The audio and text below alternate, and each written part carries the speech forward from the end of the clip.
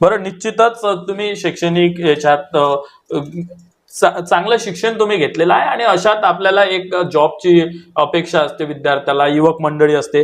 मोर्शी वरुड तालुक्यात उद्योग आणि रोजगार निर्मिती करिता कोणते प्रकल्प आपल्या दृष्टिकोनातून व्हायला पाहिजे असं तुम्हाला वाटते? आज जर आपल्या मतदारसंघाचा, पूर्ण मोर्शी मतदारसंघाचा जर विचार करतो म्हटलं तर 30% यंग जनरेशन हे आपल्या भागातून इतर भागात त्या ठिकाणी नोकरीसाठी जातात. मुंबई असो, पुणे असो किंवा इतर काही असो, कारण त्यांना जे रोजगार आपल्या वरुड मोर्शी भागामध्ये असायला पाहिजे ते रोजगार त्या ठिकाणी उपलब्ध न झाल्यामुळे, आणि कुठलाही युवक जेव्हा त्याच्यावर आपल्या परिवाराची जबाबदारी येते तर त्याला मग ते आपलं घरदार सोडून आपल्या परिवाराची जबाबदारी सांभाळण्यासाठी मग कुठेतरी जावं लागते. तर माझ्या डोक्यात 2-3 चांगले चांगले कन्सेप्ट आहेत. फॉर एक्झाम्पल मी तुम्हाला सांगतो की या ठिकाणी आपल्या इथे MIDC आहे. या MIDC मध्ये बऱ्याच वर्षापासून कुठलाही प्रोजेक्ट त्या ठिकाणी आलेला नाहीये, आणि हे असताना आपण सातपुड्याच्या पायथ्याशी या ठिकाणी राहून राहिलो. आता एक अप्पर वर्धा डॅम आपल्या मोर्शी मतदारसंघामध्ये मोर्शीमध्ये आहेत. तर एवढे सुंदर सुंदर प्रोजेक्ट आहे. आता सन्माननीय मुख्यमंत्री साहेबांनी, भोंडेकर साहेब मला वाटते भंडाऱ्यांचे आमदार आहे, अपक्ष आमदार आहे, त्यांनी त्या ठिकाणी उद्घाटन केलं. त्यांनी 100 कोटीचा प्रोजेक्ट त्या ठिकाणी आणला. तिथल्या मला नदीचं नाव नाही आठवून राहिलं, त्या नदीवर, म्हणजे आपलं जर अप्पर वर्धा जर डॅम घेतो म्हटलं तर 100 कोटीचे प्रोजेक्ट आहे की तिथलं सगळं डेव्हलपमेंट करण्यासाठी, म्हणजे जे पर्यटन वाढवण्यासाठी, जसं स्कुबा डायव्हिंग झालं, बोटिंग झालं, असे मोठे मोठे जर आपण तिथे डेव्हलपमेंट जर केलं तर ऑटोमॅटिकली जे मोर्शीतलं आजूबाजूचा परिसर आहे आणि मोर्शी आहे, तर जे पर्यटनाची जर संख्या त्या ठिकाणी वाढली, ऑटोमॅटिकली तिथले जे उद्योगधंदे करणारे लोक आहेत तर त्यांचा रोजगार त्या ठिकाणी वाढेल. जे आपले युवक मित्र आहे ते कुठे त्या माध्यमातून दुकानं त्या ठिकाणी लावू शकेल.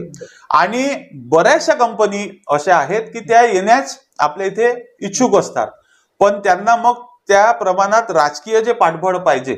म्हणजे वरुड आणि मोर्शी तालुक्याचा जर विचार करतो म्हटलं तर फार काही मोठ्या कंपन्या इथे येणार नाही, पण त्यातल्या त्या छोट्या छोट्या जे काही आणता येईल आपल्याला. आता आपला बेल्ट हा संत्रा प्रक्रिया प्रकल्प म्हणून सगळ्या सर्वदूर त्या ठिकाणी परिचित आहे.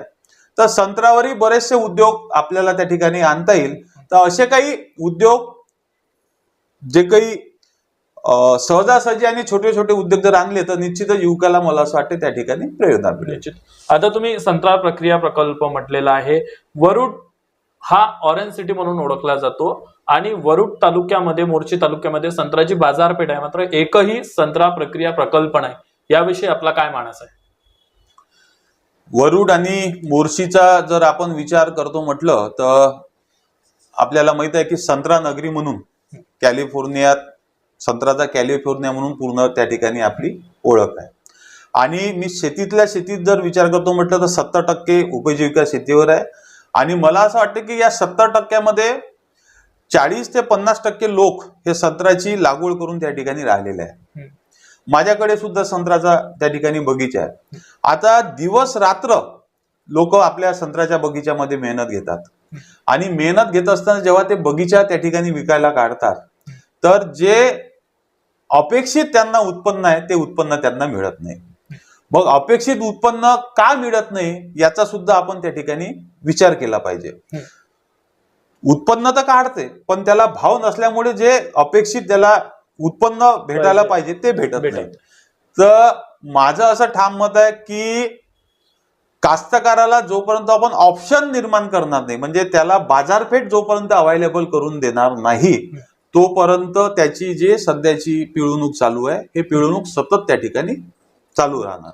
आता ऑप्शन जे मी तुम्हाला म्हटलं की आता वरुड मोर्शी तालुका एवढा मोठा संत्रा उत्पन्न त्या ठिकाणी कास्तकार बांधव करतात, पण शेवटी त्यांना करावं काय लागते, जेव्हा बगीचा विकायला काढतात तेव्हा सगळे व्यापारी मंडळी येतात.